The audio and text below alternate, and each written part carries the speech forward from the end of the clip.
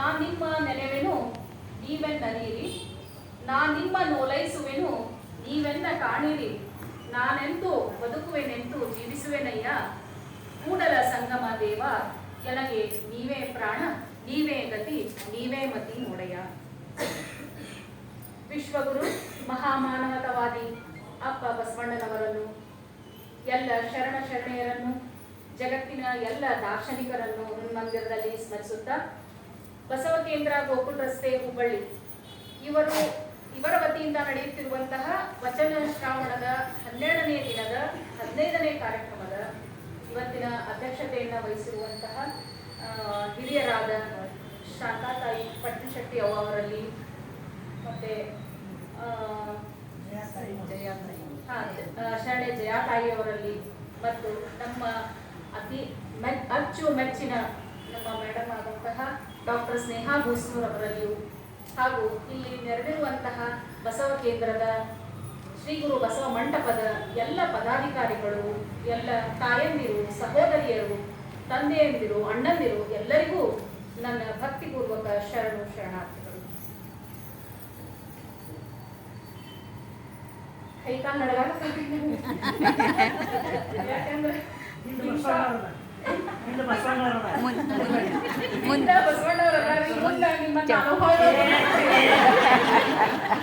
ಬಸವಣ್ಣವ್ರಿಗೆ ಕಾಣುವಲ್ರ ನಿಮ್ಮಂತ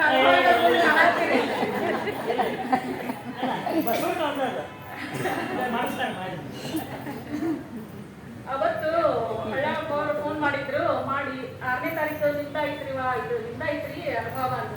ಆಯ್ತ್ರಿ ಅಪ್ಪ ಮಾಡ್ತೀನಿ ಅಂದೆ. ಮುಂದೆ ಹೇಳಿದ್ರು ಕರ್ನಲ್ ಶೆಟ್ಟರ್ ಅವ್ರ ಮನ್ಯಾಗ ಐತ್ರಿ ಅಂತ ಅಂದ್ಕೊಳ್ಳ ನಂಗೆಲ್ಲ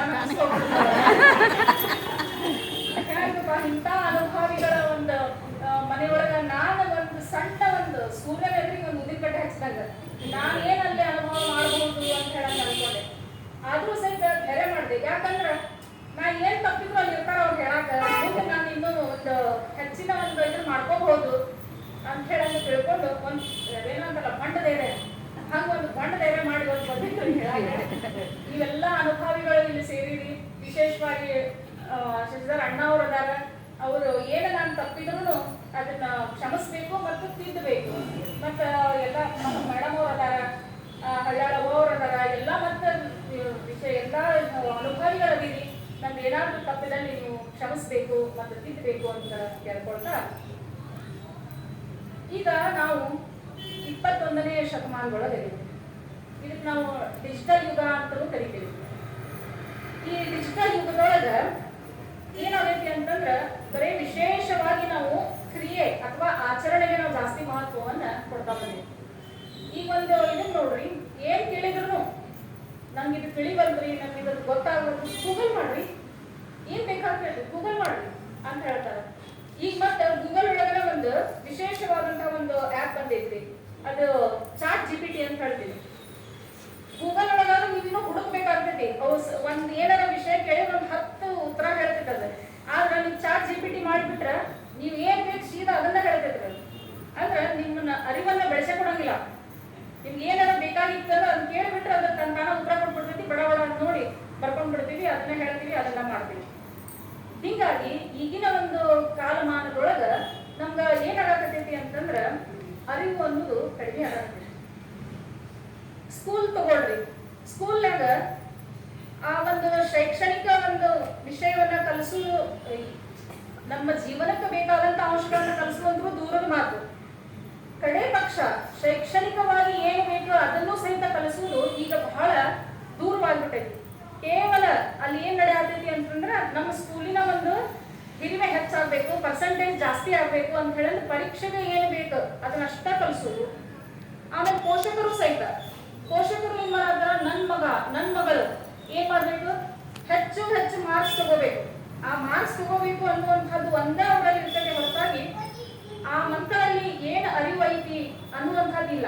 ಹೀಗಾಗಿ ಸ್ಕೂಲಿನ ಒಂದು ವ್ಯವಸ್ಥಾಪಕ ಮಂಡಳಿ ಮತ್ತು ಪೋಷಕರ ನಡುವೆ ಆ ಮಕ್ಕಳ ಅರಿವು ಬೆಳೆಯುವುದು ಅದು ಕಮರಿ ಹೋಗ್ತಾ ಇದೆ. ಅರಿವು ಅನ್ನೋದು ಅಲ್ಲಿ ಕಮರಿ ಹೋಗ್ತಾ ಇದೆ. ಕೇವಲ ಬರೆಯುವುದು, ಪರೀಕ್ಷೆಗೆ ಅಷ್ಟು ಬೇಕು ಅಷ್ಟ ಬರೆಯುವುದು ಅನ್ನುವಂಥದ್ದು ಒಂದು ನಡೆದ್ಬಿಟ್ಟಿದೆ. ಮತ್ತ ನಾವು ದಿನನಿತ್ಯದೊಳಗ ಊಟ ಮಾಡ್ತೀವಿ. ಏನ್ ಊಟ ಊಟ ಮಾಡ್ತೀವಿ, ಎಷ್ಟು ಹೆಂಗೆ ತಿಂತೀವಿ ಅನ್ನೋದು ನಮ್ಗೆ ಅರಿವಿಲ್ಲ. ಒಟ್ಟು ಊಟ ಮಾಡ್ಬೇಕು, ಏನೋ ಒಂದನ್ನು ತಿನ್ಬಿಡ್ತೀವಿ. ಅದನ್ನು ತಿನ್ನೋದ್ರಿಂದ ನಮ್ಮ ದೇಹಕ್ಕೆ ಅದು ಒಳ್ಳೆಯದ ಕೆಟ್ಟದ್ದ ಅನ್ನುವಂಥ ಅರಿವು ನಮ್ಮೊಳಗಿಲ್ಲ. ಅದಕ್ಕೆ ಮೊನ್ನೆ ಮಹಾಂತ ತೀರ್ಥದ ಸ್ವಾಮೀಜಿಗಳು ಹೇಳಿದ್ರು, ಒಟ್ಟೆ ನಮ್ಮಲ್ಲಿ ಅರಿವಿಲ್ಲ. ಕ್ಯಾ ಖಾಯ್, ಕ್ಯೂ ಖಾಯ್, ಕೈಸೆ ಖಾಯ್, ಕಪ್ ಖಾಯ್ ಅನ್ನುವಂಥ ಅರಿವು ನಮ್ಮೊಳಗೆ ಹೋಗ್ಬಿಟ್ಟೈತಿ ಅಂತ ಹೇಳಿದ್ರು. ಹಂಗ ಈ ಲೌಕಿಕ ನೆಲೆಯೊಳಗೆ ನಿಂತು ನಾವು ನೋಡಿದಾಗ ಈ ತರದ ಅರಿವಿಲ್ಲದ ಆಚಾರಗಳು ನಮಗೆ ಕಂಡು ಬರಾಕತ್ತಾವ. ಮತ್ತಿನ್ನ ಪಾರಮಾರ್ಥಿಕ ನೆಲೆಯೊಳಗೆ ನಾವು ನಿಂತು ನೋಡಿದ್ವಿ ಅಂತಂದ್ರ ಅಲ್ಲಿ ಇವತ್ತು ನೋಡಿ ನಾವು ಎಷ್ಟೋ ಪೂಜೆಗಳನ್ನು ಮಾಡ್ತೀವಿ, ಆದ್ರೆ ಅದ್ರ ಪೂಜೆಯ ಮಹತ್ವ, ಪೂಜೆಯ ಹಿಂದಿನ ಅರಿವು ನಮಗೆ ಗೊತ್ತಿಲ್ಲ. ಈಗಂತೂ ಶ್ರಾವಣ ಮಾಸದೊಳಗ ಆ ಪೂಜಾ, ಈ ಪೂಜಾ, ಆ ವ್ರತ, ಈ ವ್ರತಗಳನ್ನ ನಾವು ಸಾಕಷ್ಟು ಮಾಡ್ತೀವಿ. ಆ ಪೂಜೆಗಾಗಿ ಒಂದು ಗಿಡ, ಒಂದು ಹೂವು, ಒಂದು ಮರಗಳನ್ನ ನಾವು ಬಿಡುವುದಿಲ್ಲ. ಮರ ಹೋಗಿ ಹರ್ಕೊಂಡು ಬರೋದ ಪತ್ರಿ ತಂದದ್ದೇ ತಂದಿದ್ದು, ಹೂ ತಂದದ್ದೇ ತಂದಿದ್ದು, ಆ ಲಿಂಗಯ್ಯಗೋ ಯಾವುದೋ ಒಂದು ದೇವತೆಗೋ ಎಸಿದ್ದು ಪೂಜೆ ಮಾಡಿದ್ದೇ ಮಾಡಿದ್ದು. ಆದ್ರೆ ಅದ್ರ ಅರಿವು ನಮಗಿಲ್ಲ. ಅದಕ್ಕಾಗಿ ನಮ್ಮ ದಸರಯ್ಯ ಶರಣರು ಒಂದು ವಚನವನ್ನ ಹೇಳ್ತಾರೆ ತಮ್ಮ ಇದ್ರೊಳಗ, ತರು ಲತೆ ಸ್ಥಾವರ ಜೀವಂಗಳೆಲ್ಲ ನಿನ್ನ ಕಾರುಣ್ಯದಿಂದೊಳಗಿದವು, ಆರ ಹರಿವು ಇನ್ನಾರಿಗೆ ಅರ್ಪಿಸುವೆ ಅಂತ ಕೇಳ್ತಾರ. ಎಲ್ಲಾನು ನಿನ್ನಿಂದನ ಆಗೈತಿ, ಎಲ್ಲ ಪೂರ್ತಿ ತರು ಲತೆಗಳು ಎಲ್ಲ ನಿನ್ನವೇ, ಆ ಸ್ಥಾವರನು ನಿನ್ನದೇ, ಯಾರ ಇದನ್ನ ಹರಿದು ಯಾರಿಗೆ ಎಸ್ಲಿ ನಾನು ಅಂದ್ರೆ ನಮಗೆ ಆ ಅರಿವಿಲ್ಲ. ಆ ಅರಿವಿಲ್ಲದೆ ಇವತ್ತು ನಾವು ಕೇವಲ ಕ್ರಿಯೆಯನ್ನ ನಾವು ಮಾಡ್ತಾ ಹೋಗ್ತೇವೆ. ಅದು ಬಿಡ್ರಿ, ನಾವು ಲಿಂಗಾಯತರಾದವರು ನಾವೇನ್ ಮಾಡಾಕತ್ತೀವಿ, ಇವತ್ತು ಲಿಂಗ ಪೂಜೆಯನ್ನ ಮಾಡ್ಕೊಂಡಿರ್ತೀವಿ. ಈ ಲಿಂಗ ಪೂಜೆಯನ್ನ ಮಾಡ್ಕೋಬೇಕಾದ್ರೆ ಆ ಲಿಂಗದ ಅರಿವು ನಮ್ಗೆ ಐತಾ. ಇವತ್ತು ನಾವೇನ್ ಮಾಡಾಕತ್ತೀವಿ, ಯಾಂತ್ರಿಕವಾಗಿ ಮಜ್ಜನ ಕೆರೆಯುವುದು, ಫಲಪುಷ್ಪಗಳನ್ನು ಎಸೆದು, ವಿಭೂತಿ ಧಾರಣೆಯನ್ನ ಮಾಡೋದು, ಧೂಪ ದೀಪಗಳನ್ನ ಅರ್ಪಿಸೋದು, ನಮಸ್ಕಾರ ಮಾಡೋದು ಎದ್ದೇಳು. ಯಾಕೆ ನಿಂತು ಮತ್ತೆ ಕೆಲಸ ಬಂದಿರ್ತಾವ, ಕೆಲಸ ಇದು ಇರ್ತೈತಿ ನಮ್ಗೆ, ಲಗು ಹೋಗ್ಬೇಕು, ಆಫೀಸ್ಗೆ ಹೋಗ್ಬೇಕು, ಇದಕ್ಕೆ ಹೋಗ್ಬೇಕು, ಕೆಲ್ಸಕ್ಕೆ ಹೋಗ್ಬೇಕು, ಅಥವಾ ಮತ್ತೇನೋ ಈ ಮನ್ಯಾಗ ಗಂಡಂದ್ರಿಗೆ ಅಡಿಗೆ ಮಾಡ್ಬೇಕು. ಹಿಂಗ ಏನೋ ಒಂದು ಇದರಿಂದ ನಮಗ ಆ ಲಿಂಗದ ಅರಿವು ನಮಗ ಆಗಾಕತ್ತೈತ ಇಲ್ಲ. ಜಗದಗಲ ಮುಗಿಲಗಲ ಮಿಗೆಯಗಲ ನಿಮ್ಮಗಲ, ಇಷ್ಟು ದೊಡ್ಡವನಾದಂತಹ ಲಿಂಗಯ್ಯ. ಆಮೇಲೆ ಒಂದು ಇದ್ರೊಳಗ ಒಬ್ಬ ಶರಣರು ಹೇಳ್ತಾರ, ಒಮ್ಮೆ ಆ ಶರಣಗೆ ವಿಪರೀತ ತಲೆನೋವು ಇರ್ತೈತಿ. ತಲೆನೋವು ಇದ್ದಾಗ ಅವರು ಲಿಂಗ ಪೂಜೆಯನ್ನು ಬಿಟ್ಟು ಬೆಂಕಿ ಕಾಸ್ಕೋದು ಕುಂತಿರ್ತಾರೆ. ಅವಾಗ ಆ ಅವರ ಹೆಂಡತಿ, ಅವರ ಧರ್ಮಪತ್ನಿ ಬಂದು, ಯಾಕೆ ನೀವು ಲಿಂಗ ಪೂಜೆಯನ್ನು ಬಿಟ್ಟು ತಲೆ ಕಾಸ್ಕೋದು ಕುಂತಿದಿ ಅಂತಂದಾಗ, ಇಲ್ಲ ನನಗೆ ತಲೆನೋವು ಬಹಳ ಐತಿ ಅಂತ. ಅದಕ್ಕೆ ಆಕೆ ಹೇಳ್ತಾಳ, ನಿಮ್ಗೆ ಲಿಂಗ ಹಚ್ಚೋ ಬೆಂಕಿ ಹಚ್ಚೋ ಅಂತ ಕೇಳ್ತಾಳ. ಅಂದ್ರ ಆ ಲಿಂಗದ ಮಹತ್ವ ಅಷ್ಟೈತಿ. ಲಿಂಗದಿಂದ ಏನೆಲ್ಲನೂ ಮಾಡ್ಬೋದು. ಎಷ್ಟು ದೊಡ್ಡ ಲಿಂಗ, ನಮ್ಮ ಇಷ್ಟಲಿಂಗ ಅನ್ನೋದು ನಮ್ಗೆ ಯಾರಿಗಾದ್ರೂ ಅರಿವೈತ? ಆ ಪೂಜೆಯನ್ನು ಮಾಡ್ಕೋಬೇಕಾದ್ರೆ ಆ ಅರಿವನ್ನ ನಾವು ತಂದ್ಕೊಂತೀರಾ? ಈಗ ಒಬ್ಬ ಪ್ರಧಾನಮಂತ್ರಿ ಬೇಡ, ಒಬ್ಬ ಮುಖ್ಯಮಂತ್ರಿ ಅದು ಬೇಡ, ಇಲ್ಲೇ ಒಬ್ಬ ಕಾರ್ಪೊರೇಟರ್ ಯಾರಾದ್ರೂ ನಮ್ಮ ಮನೆಗೆ ಬಂದ್ರಿ ಅಂತ ಬಂದ್ರು ಅಂದ್ರ ನಾವು ಅವ್ರನ್ನ ಅಷ್ಟೊಂದು ಗೌರವಿಸ್ತೀವಿ, ಅವ್ರಿಗೆ ಅಷ್ಟೊಂದು ಮಹತ್ವವನ್ನ ಕೊಡ್ತೀವಿ. ಮತ್ತ ಅವ್ರ ಜೊತೆ ಫೋಟೋ ತೆಗೆಸ್ಕೊಂಡೇನು, ಸ್ಟೇಟಸ್ ಹಾಕಿದ್ದೇನು, ಇಷ್ಟೆಲ್ಲ ನಾವು ಮಾಡ್ತೀವಿ. ಆದ್ರೆ ಇಡೀ ಜಗತ್ತಿನ ಕರ್ತೃ, ಇಷ್ಟು ದೊಡ್ಡದಾಗಿರುವಂತಹ ಜಗತ್ಕರ್ತೃ ಆದಂತಹ ಈ ಇಷ್ಟಲಿಂಗ ನಮ್ಮ ಕೈಯೊಳಗೆ ಐತಿ ಅನ್ನುವಂತ ಅರಿವನ್ನ ನಾವು ಯಾವತ್ತಾದ್ರೂ ನಮ್ಮೊಳಗೆ ತಂದ್ಕೊಂಡಿದ್ದೇವ? ಅದಕ್ಕೆ ಷಣ್ಮುಖ ಶಿವಯೋಗಿಗಳು ಹೇಳ್ತಾರ, ಆಹಾ ಎನ್ನ ಪುಣ್ಯವೇ, ಆಹಾ ಎನ್ನ ಭಾಗ್ಯವೇ, ಆಹಾ ಅಖಂಡೇಶ್ವರ ನಿಮ್ಮ ಧನವ ಕಂಡು ಎನ್ನ ಮನಕ್ಕೆ ಮಂಗಳವಾಯಿತು ಅಂತ. ಇಂಥ ಅರಿವನ್ನ ನಾವು ಯಾವತ್ತಾದ್ರೂ ಮಾಡ್ಕೊಂಡಿವ? ನಮ್ಮ ಲಿಂಗ ಪೂಜೆಯನ್ನು ಮಾಡ್ಬೇಕಾಗ ಈ ಒಂದು ಅರಿವನ್ನ ನಮ್ಮೊಳಗೆ ನಾವು ಯಾವತ್ತಾದ್ರೂ ತಂದ್ಕೊಂಡಿವ? ಇಲ್ಲ. ನಾವೇನ್ ಮಾಡಾಕ್ತೀವಿ, ಯಾಂತ್ರಿಕವಾಗಿ ನಮ್ಮ ಪೂಜೆಯನ್ನು ಮಾಡಾಕ್ತೀವಿ. ಮತ್ತ ನಾವು ಈ ಇಷ್ಟಲಿಂಗದ ಇದನ್ನ ಅರ್ಧೂ ಸಹಿತ ಕೆಲವೊಮ್ಮೆ ನಮ್ಮ ಜೀವನದೊಳಗ ಏನಾದ್ರೂ ಕಷ್ಟ ಕಾರ್ಪಣ್ಯಗಳು ಬರ್ಬೋದು. ಆದ್ರೆ ಈ ಇಡೀ ಸೃಷ್ಟಿಯನ್ನ ಸೃಷ್ಟಿಸಿದಂತಹ ಪರಮಾತ್ಮ ನಮಗಾಗಿಯೂ ಎಲ್ಲವನ್ನು, ನಮ್ಮ ಆಗು ಹೋಗುಗಳನ್ನ, ನಮ್ಮ ಬೇಕು ಬೇಡಗಳನ್ನ ಎಲ್ಲವನ್ನೂ ಅವ ನೋಡ್ತಿರ್ತಾನ ಅನ್ನುವಂತ ಅರಿವು ನಮಗೈತ್ಯ? ಅರಿವು ಇದ್ದಿದ್ರೆ ನಾವೇನಾದ್ರೂ ಸ್ವಲ್ಪ ನಮ್ಮ ಜೀವನದೊಳಗ ಹೆಚ್ಚು ಕಡಿಮೆ ಆಗ್ಬೋದು ಅಂತಂದ್ರೆ ನಾವು ಪ್ರವಾಹ ಬರ್ತಿದ್ರ, ಸ್ವಲ್ಪ ಹೆಚ್ಚು ಕಡಿಮೆ ನಮ್ಮ ಜೀವನದೊಳಗೆ ಆರ್ಥಿಕವಾಗಿ ಅಥವಾ ದೈಹಿಕವಾಗಿ ನಮ್ಗೆ ಏನಾದ್ರೂ ತ್ರಾಸ ಬಂತು ಅಂತಂದ್ರೆ ನಮ್ಮ ಮನಸ್ಸಿಗೆ ಘಾಸಿ ಮಾಡ್ಕೊಂತಿದ್ರ. ಅದಕ್ಕೆ ಷಣ್ಮುಖ ಶಿವಯೋಗಿಗಳು ತಾವು ಇನ್ನೊಂದು ವಚನದೊಳಗೆ ಹೇಳ್ತಾರ,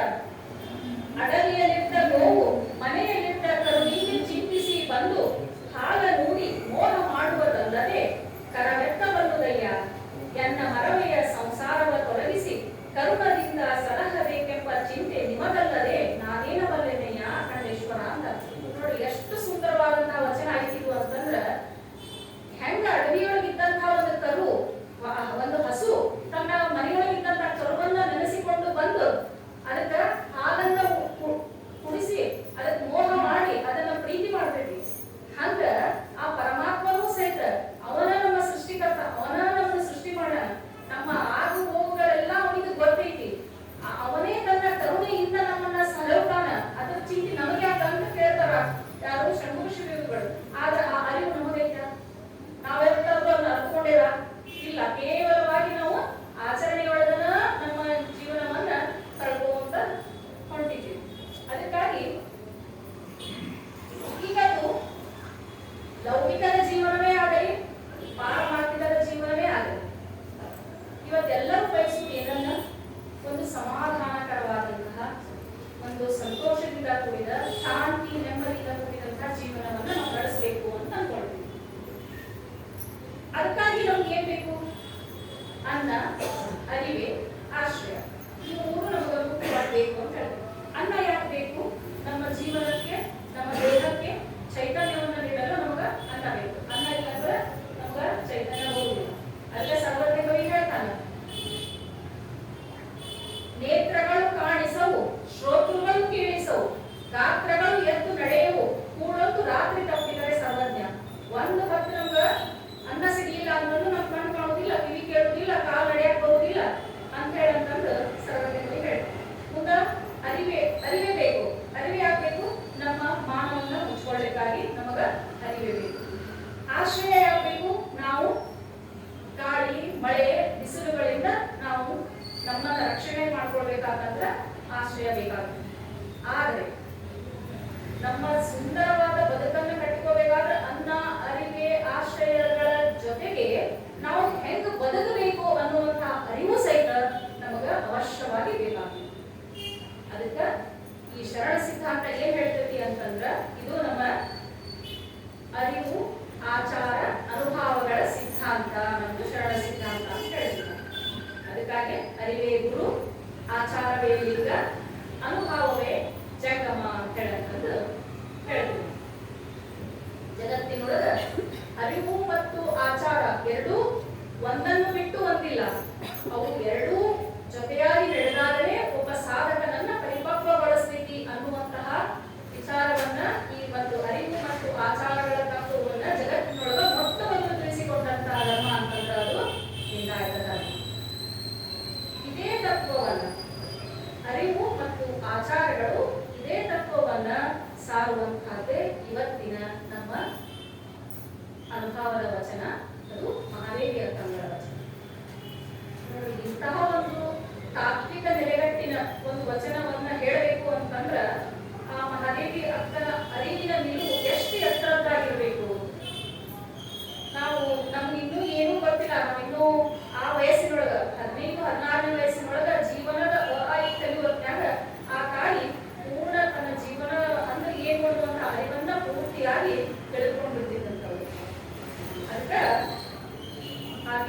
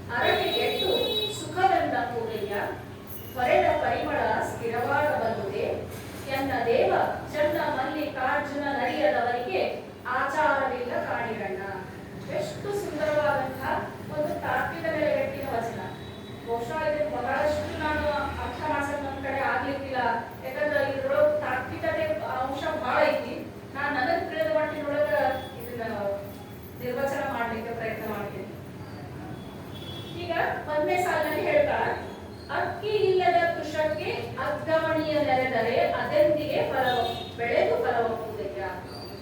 ಒಂದು ಅಕ್ಕಿ ಕಾಳು ಇರ್ತೈತಿ ಅಥವಾ ಒಂದು ಭತ್ತ ಅಂತ ಹೇಳ್ತೀವಿ, ಭತ್ತ ಇರ್ತೈತಿ. ಆ ಭತ್ತಕ್ಕ ಅಕ್ಕಿ ಬೇರೆ ಮಾಡಿ ಆ ಭತ್ತದ ಸಿಪ್ಪೆಯನ್ನು ಬೇರೆ ಮಾಡೋದು. ಇಲ್ಲೇ ಕುಶ ಅಂದ್ರ ಹೊಟ್ಟು, ರೌದಿ ಅಂತ ಹೇಳ್ತೀವಲ್ಲ, ಸಿಪ್ಪೆ, ಅದು ಅದ್ರ ಅರ್ಥ. ಅಕ್ಕಿ ಇಲ್ಲದ ಕುಶಕ್ಕೆ, ಒಳಗ ಅಕ್ಕಿ ಇಲ್ಲ, ಒಳಗ ಕೇವಲ ನೆಲ ಸಿಪ್ಪಿ, ಭತ್ತದ ಸಿಪ್ಪಿ ಅಥವಾ ಆ ಭತ್ತದ ರೌದಿ. ಆ ರವದಿಗೆ ದಿನಾ ಒಂದಿನ ಹಾಕಿ, 2 ದಿನ ಹಾಕಿ, 1 ವಾರ ಹಾಕಿ, 1 ತಿಂಗಳು ಹಾಕಿ, ನೀವು ಎಷ್ಟು ಕಾಲ ನೀರು ಹಾಕಿದ್ರು ಅದು ಎಲ್ಲಾದ್ರೂ ಬೆಳೆದು ಗಿಡ ಆಗಿ ನಮಗೆಲ್ಲ ಮತ್ತೆ ಅಕ್ಕಿ ಕೊಡ್ತೈತೆ ಅನ್ನೋದು ಕೊಡುವುದಿಲ್ಲ, ಅದೆಂದಿಗೂ ಕೊಡುವುದಿಲ್ಲ. ಹಾಗೆಯೇ ಅದು ಹೆಂಗ ಅಕ್ಕಿ ಮತ್ತೆ ಇನ್ನೂ ಒಂದು ಅರ್ಥದೊಳಗೆ ಹೇಳ್ತೀವಿ, ಅಕ್ಕಿ ಒಳಗಡೆ ಇರುವಂತಹದ್ದು, ಭತ್ತ ಅದರ ಹೊರಗಡೆ ಇರುವಂತಹದ್ದು. ಅಕ್ಕಿಗೆ ಭತ್ತ ಅದು ಕವಚ, ಅಂದ್ರೆ ಅಕ್ಕಿಯನ್ನ ಇಲ್ಲಿ ಅಕ್ಕ ಅರಿವಿಗೆ ಹೋಲಿಸಿದ್ರ ಭತ್ತವನ್ನ ಆಚರಣೆ ಅಥವಾ ಆಚಾರಕ್ಕೆ ಹೋಲಿಸ್ತಾವ.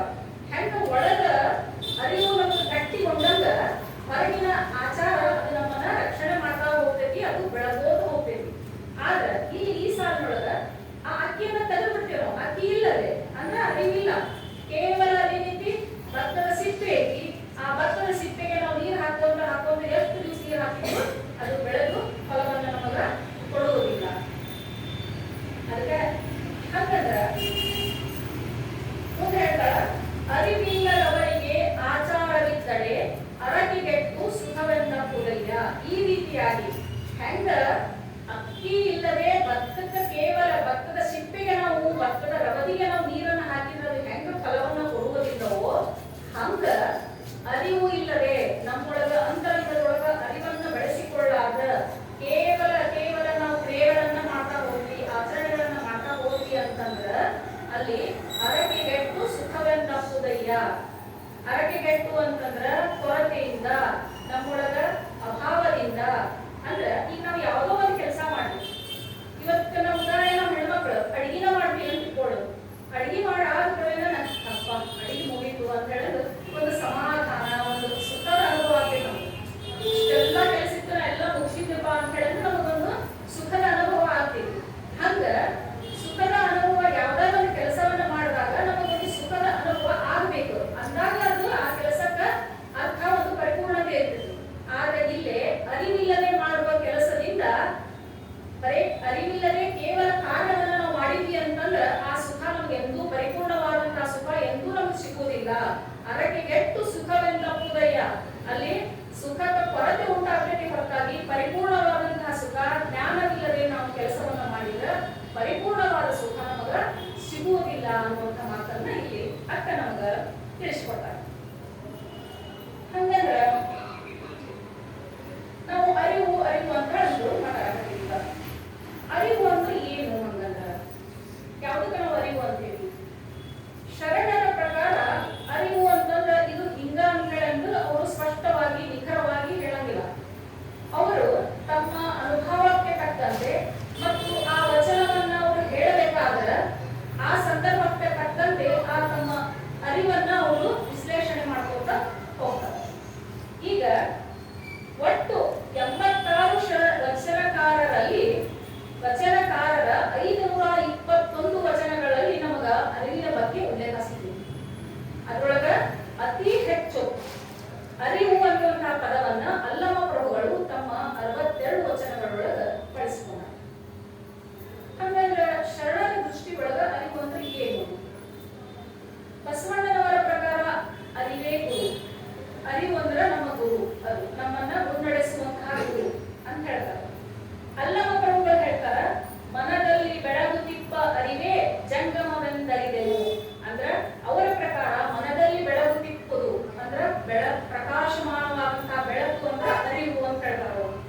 ಚಂದ ಬಸವಣ್ಣನವರು ಹೇಳ್ತಾರ, ಅರಿವು ನಿಪತ್ತಿಯಾಗಿ ತೆರಹಿಲ್ಲದ ನಿಜದಲ್ಲಿ ಲಿಂಗೈಕ್ಯವು. ಅರಿವು ನಿಪತ್ತಿಯಾಗಿ, ನಿಪತ್ತಿ ಅಂತಂದ್ರ ಪರಿಪೂರ್ಣತೆ. ಅರಿವು ಅಂತಂದ್ರೆ ಅದು ಮನುಷ್ಯನ ಒಂದು ಪರಿಪೂರ್ಣತೆಯನ್ನು ಸೂಚಿಸುವಂತಹದ್ದು ಅಂತ ಹೇಳಂದು ಚಂದ ಬಸವಣ್ಣನವರು ಹೇಳ್ತಾರೆ. ಅಕ್ಕ ಮಹಾದೇವಿ ತಾಯಿ ಹೇಳ್ತಾಳ, ಅರಿವು ಕಣ್ತೆರೆಯದವರಲ್ಲಿ ಆರತಿಯನ್ನೊಲ್ಲೆ ನೀವು. ಆರತಿಗೆ ಹೋಲಿಸ್ತಾಳ ಅರಿವನ್ನ. ಆರತಿ ಅಂದ್ರೆ ಬೆಳಕಿನ ಸಂಕೇತ.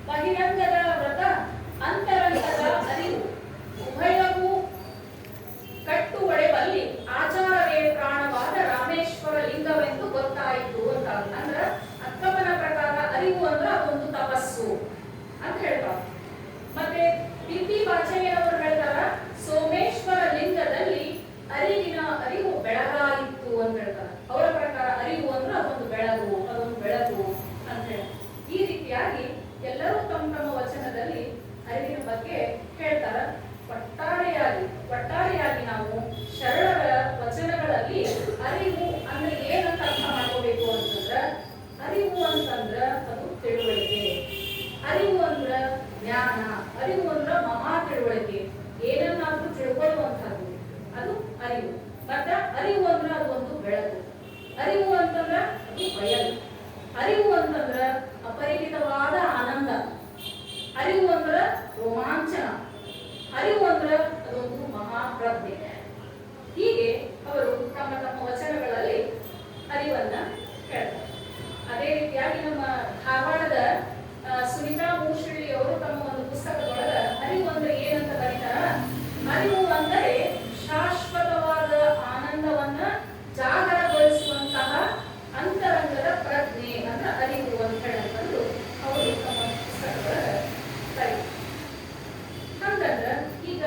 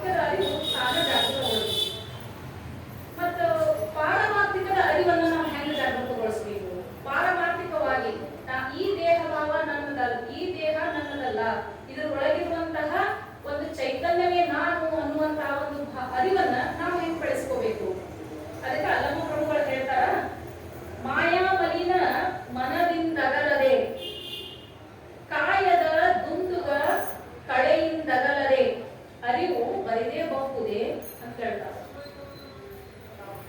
ಮಾಯಾ ಮಲಿನ ಮನದಿಂದ ತಗಲದೆ, ಮನಸ್ಸಿನೊಳಗ ನಮಗ ಈ ಮಾಯಾ ಮಲಿನ ಅನ್ನುವಂಥದ್ದು. ಮಾಯಾ ಮಲಿನ ಅಂತಂದ್ರ ಈ ಸಂಸಾರ ನಮ್ದು, ಇದು ಏನು ಮತ್ತೆ ಲೋಕ ಐತಲ್ಲ ಇದರ ಖರೆ, ಇಲ್ಲೇನ್ ನಾವು ಅದೇವಿ ಇದರ ಖರೆ, ಇಲ್ಲಿರುವಂತಹ ಸುಖವೇ ಲೌಕಿಕ ಸುಖವೇ ಅದು ಅತ್ಯಂತಿಕ ಸುಖ ಅಂತ ಹೇಳಂತ ತಿಳ್ಕೊಂಡು ನಾವೇನು ಮರವೆಯೊಳಗ ಒಳಗಾಗ್ಬಿಟ್ಟೇವಲ್ಲ, ಅದಕ್ಕ ಈ ಮರವೆ ಅನ್ನುವಂಥದ್ದು ಇದು ನಮ್ಮ ಮನದಿಂದ ಹೋಗ್ಬೇಕು. ಮತ್ತ ಕಾಯದ ದುಂದುಗ ಕಳೆಯಿಂದಗಲದೆ, ಈ ಕಾಯದ ಈ ದೇಹಕ್ಕೆ ಅಂಟ್ಕೊಂಡಿರುವಂತಹ ಭ್ರಾಂತಿ, ವ್ಯಥೆ, ವ್ಯಸನ, ನೋವಾಗುವುದು, ಸಂತೋಷ ಪಡುವುದು, ಇವೆಲ್ಲ ಇವು ಹೋಗ್ಬೇಕು. ಇವು ಹೋದಾಗ ಮಾತ್ರ ಅಲ್ಲೇ ಅರಿವು ಜಾಗೃತಗೊಳ್ಳಕ ಸಾಧ್ಯ ಐತಿ ಅಂತ ಹೇಳಂತಂದು ಹೇಳ್ತಾರೆ.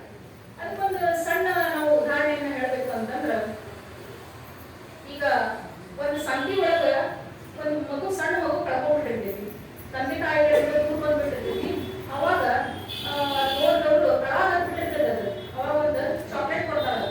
ಚಾಕ್ಲೇಟ್ ಕೊಟ್ಬಿಡೋದ ಅದು ತನ್ನ ತಂದೆ ತಾಯಿಯನ್ನು ಮರೆತು ಆ ಚಾಕ್ಲೇಟ್ ಒಂದು ಸಿಹಿ ಪದಾರ್ಥವನ್ನು ತಿನ್ನೋದ್ರೊಳಗೆ ಮಗ್ನಾಗ್ಬಿಡ್ತದೆ. ಹಂಗ ಈಗ ನಾವು ಈ ಮತ್ತೆ ಲೋಕಕ್ಕೆ ಬಂದವರು ನಾವು ಎಲ್ಲಿಂದ ಬಂದೇವಿ? ನಾವು ಆ ಪರಮಾತ್ಮನ ಅಂಶ, ಪರಮಾತ್ಮನಿಂದ ಬಂದವರು. ನಾವು ಬರೀ ಪರಮಾತ್ಮನನ್ನೇ ಕೂಡಬೇಕಾಗೈತಿ. ಆದ್ರೆ ಅಲ್ಲಿ ಬೇರೆದವ್ರು ಯಾವ ಚಾಕ್ಲೇಟ್ ಕೊಟ್ಟರು, ಸಿಹಿ ತಿನ್ಸ ಕೊಟ್ರು, ಇಲ್ಲಿ ಚಾಕ್ಲೇಟ್ ಕೊಟ್ಟವ್ರು ಯಾರು? ಆ ಪರಮಾತ್ಮನ ಚಾಕ್ಲೇಟ್ ಕೊಟ್ಟ ನಮ್ಗೆ. ಆ ಪರಮಾತ್ಮನ ಏನು ಈ ಸಂಸಾರ ಅನ್ನುವಂತಹ ಒಂದು ಸಿಹಿ ತಿನ್ಸ, ಒಂದು ಸಿಹಿಯನ್ನು ಕೊಟ್ಟು ತನ್ನನ್ನ ಮರೆಸ್ಕೊಳಕಟ್ಬಿಟ್ಟ. ನಾವು ಆ ಒಂದು ಮಾಯೆಯನ್ನ ನಮಗೆ ಆವರಿಸಿಕೊಂಡ್ಬಿಟ್ಟ. ಈಗ ಅದಕ್ಕೆ ನಾವೇನ್ ಮಾಡಾಕ್ತೀವಿ?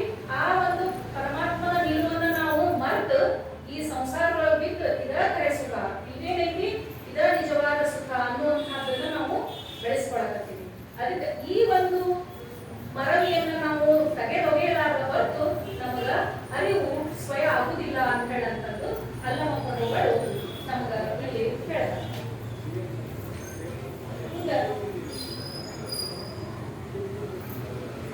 ಈಗ ಅರಿವು ಅಂದ್ರೆ ಏನಂತ ತಿಳ್ಕೊಂಡ್ವಿ. ಅರಿವನ್ನು ನಾವು ಹೆಂಗ ಜಾಗೃತಗೊಳಿಸ್ಕೋಬೇಕು ಅಂತ ಹೇಳಿ ಅರಿವನ್ನ ನಾವು ಮೊದಲ ಅರಿವಿರ್ತೈತಿ, ಅದನ್ನ ನಾವು ಮಾಯೆಯಿಂದ ಇದನ್ನ ಮಾಡ್ಕೋಬೇಕು, ಕಳಿಬೇಕು ಅಂತ ಹೇಳಿ. ಹಂಗಾದ್ರೆ ಕಳಿಯೋದು ಹೆಂಗ? ಅರಿವನ್ನ ಮಾಯೆಯನ್ನ ಕಳ್ಕೊಂಡಾಗ ನಮ್ಗೆ ಅರಿವು ಸಿಗ್ತೈತಿ ಅಂತ ಹೇಳಿದ್ವಿ. ಅರಿವು ಅಂದ್ರೆ ಏನು ಅಂತ ತಿಳ್ಕೊಂಡ್ವಿ. ಮತ್ತೆ ಅರಿವನ್ನ ಬಳಸೋದು ಹೆಂಗೀಗ? ಈಗ ನಾವು ಈ ಮತ್ತೆ ಲೋಕಕ್ಕೆ ಬಂದೇವೆ. ಈ ಮತ್ತೆ ಲೋಕಕ್ಕೆ ಬಂದು ಇಲ್ಲಿಯ ಒಂದು ಏನು ಸಂಸಾರ ಸುಖ ಐತಲ್ಲ, ಇದನ್ನ ಅತಿಯಾದ ಸುಖ, ಇದನ್ನ ನಾವು ಪರಮ ಸುಖ ಅಂತ ಹೇಳಂತಂದು ತಿಳ್ಕೊಂಡು ನಮ್ಮ ಸಂಸಾರಕ್ಕಾಗಿ ನಮ್ಮ ಹೆಂಡತಿ, ಗಂಡ, ಮಕ್ಕಳು, ನಮ್ಮ ಏನಿರೋದ ಇದರ ನನ್ನ ಪ್ರಪಂಚ ಅಂತ ತಿಳ್ಕೊಂಡು ಅವರಿಗಾಗಿ ದುಡಿದು ದಿನ ಅದನ್ನೇ ದುಡಿಯೋದು, ಹೆಚ್ಚು ರೊಕ್ಕ ಬಳಸೋದು, ಮನೆ ಕಟ್ಸೋದು, ಇದನ್ನ ನಾವೇನಂತ ತಿಳ್ಕೊಂಡ್ಬಿಟ್ಟೇವಿ? ಇದ ಪರಮ ಸುಖ, ಇದ ಅತ್ಯಂತಿಕ ಅರಿವು ನಮ್ಮದು. ಇದನ್ನ ರೊಕ್ಕ ಇಲ್ರಿ ಏನ್ರಿ ಈಗಿನ ಜಗತ್ತೊಳಗ ರೊಕ್ಕ ಬೇಕು. ಮೊದ್ಲ ಬಿಡ್ಕೊಂಡ್ರೆ ಅಂದಿತ್ತು ಅರದ್ಕೊಂಡ್ರೆ ಅಂಗಡಿ ಹೋಗೋದು. ಈಗಿನ ಕಾಲ ರೊಕ್ಕ ಬೇಕ್ರಿ, ಮತ್ತ ತಿಳ್ಕೊಂಡ್ರಿ ನೀವು ರೊಕ್ಕ ಇಲ್ಲದ ಏನ್ ಕೆಲಸ ಆಗುದಿಲ್ರಿ ಅಂದಿರ್ತಾರೆ. ನಾವು ಇದನ್ನ ಅರಿವು ಅಂತ ತಿಳ್ಕೊಂಡ್ಬಿಟ್ಟೇವಿ. ಆದ್ರ ಎಲ್ಲಾ ಮನುಷ್ಯನಿಗೂ ಒಂದು ಕಾಲ ಬಂದೇ ಬರ್ತೈತಿ, ಒಂದು ಟೈಮ್ ಬರ್ತೈತಿ. ಅವಾಗ ಅವನಿಗೆ, ಆ ಮನುಷ್ಯನಿಗೆ, ನಮಗ ಈ ಈಗ ನಾವೇನಂತ ಹೇಳ್ತೀವಿ? ಮಟೀರಿಯಲಿಸ್ಟಿಕ್ ಲೈಫ್ ಅಂತ ಹೇಳ್ತೀವಿ. ಅಂದ್ರೆ ಈ ಭೌತಿಕ ವಸ್ತುಗಳಿಂದ ಸಿಗುವಂತಹ ಸುಖ ಇದು ಸುಖ ಅಲ್ಲ ಅನ್ನುವಂತ ಅರಿವು ಅವನಿಗೆ ಒಂದು ಟೈಮ್ ಬಂದೇ ಬರ್ತೈತಿ. ಯಾವ ಮನುಷ್ಯನಿಗಾದ್ರೂ ಅದು ಬರುತ್ತೆ. ಅವಾಗ ಅವನಿಗೆ ನಾನ್ ಯಾರು ಅಂತ ಹುಡುಗಾಕ ಶುರು ಮಾಡ್ತಾನೆ. ಅರಿವು ಅಂತಂದ್ರೆ ಇದು ಹುಡುಕಾಟ, ಅನ್ವೇಷಣೆ. ನಾನ್ ಯಾರು ಅಂತಂದ್ರ ನಾನು ಈ ಭೂಮಿಯ ಮೇಲೆ ಬಂದದ್ದ ಉದ್ದೇಶವಾದ್ದು ಏನು, ಆ ಪರಮಾತ್ಮನನ್ನ ಇಲ್ಲಿ ಯಾಕೆ ಕಳ್ಸಾನ ಅನ್ನುವಂಥದ್ದನ್ನ ಅರ್ಥಕೊಳಕ ಅವ ಪ್ರಯತ್ನ ಮಾಡ್ತಾನೆ. ಹಂಗ ಒಬ್ರು ಈ ಸಿದ್ಧಾರೂಢರಿಗೊಮ್ಮೆ ಅವರ ಗುರುಗಳು ಎಲ್ಲಾರು ನಿಂತು ಕೂತಿದ್ರಂದ್ರ, ನೀ ಯಾರಪ್ಪ? ನಾನು ಇಂಥವ್ರ ಮಗ ಅದೇ. ನೀ ಅಲ್ಲಿ ಕುಂದ್ರ. ನೀ ಯಾರಪ್ಪ? ನಾನು ಇಂಥವ್ರ ಮಗ, ಇಂಥ ಊರಿಂದ ಬಂದೇನು. ನೀ ಕುಂದ್ರಪ್ಪ. ಸಿದ್ಧಾರೂಢರಿಗೆ ನೀ ಯಾರಪ್ಪ ಅಂತ, ನಾ ಯಾರಂತ ತಿಳ್ಕೊಳಕ ನಾ ಇಲ್ಲಿ ಬಂದೇನ್ರಿ ಅಂತ ಹೇಳ. ಹಂಗಂದ್ರ ನಿಜವಾದ ಇದು ನಿಯತ್ ಪಾಪ ಐತೆ ಅಂತ ಹೇಳಂತಂದು ಕರೆದ.